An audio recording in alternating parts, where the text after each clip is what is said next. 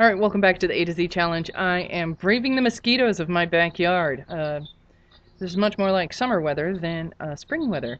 And today we are all the way up to V for verbose.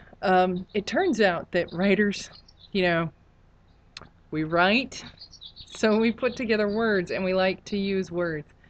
And one of the biggest problems that we have is when we use too many words. I once basically said that I couldn't sneeze without writing 400 words about it. This isn't to say that I'm actually a really lengthy writer. My word counts are always lower than my subject matter requires. This is a constant complaint from everybody. So, yeah, newsflash. Probably I should write more. But one of the big problems is when you're writing and you're doing professional correspondence, you need to keep it short and sweet. The less you say, probably the better. I have literally had a 3-word rejection letter. Probably, if you get one of those super duper short ones, you don't need to spend too much time responding. The rejection letter, by the way, was not for me, period. Fantastic. Thank you very much. That works for me. It's a no. Awesome. The response for something like that can be anywhere from, okay, thank you for reviewing my material. Done. That's it. In fact, that should be the extent of any response to a rejection is, thank you for reviewing my material. Exit quickly. Maybe cheers. Rena. Jazz hands.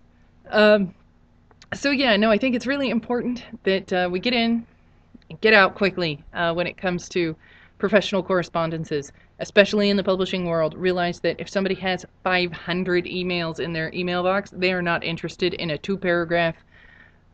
Thank you so much for reading over my work. I understand that you're so busy and it takes so much time, but it's so validating as a writer to have somebody who actually reads my work. And, nobody needs to hear that. I'm sorry. I'm really sorry, guys. And it's actually debatable whether or not you should even respond when you get a rejection letter. Lots of agents don't look at that because a lot of the responses, just in case you're wondering, are they're bad. Writers are bad behavior sometimes. Like maybe we're crazy or something. We are. We don't mean to be, but we're just crazy. It's part of being a writer. Embrace it and move on. So your query letter needs to kind of have aspects of the same thing. Dear Agent of Awesome, for instance, is a good way to start. Probably just their name, though, not, Agent Awesome. So, Dear Agent Awesome, I read your blog, or I see that you rep this book that I really enjoyed, or I saw in your bio that you are looking for dystopian novels. Probably they aren't. That might be an old bio, but if it says it, feel free to send it their way. So I saw on Manuscript Wishlist that you are looking for a book that focuses on friendships instead of romantic relationships. I hope you enjoy my novel, which also focuses on friendships rather than romantic relationships. Then, your 2-paragraph tops. 2-paragraph tops. A summary of your story, hopefully the one that you've had a bunch of your best friends read over quite a lot.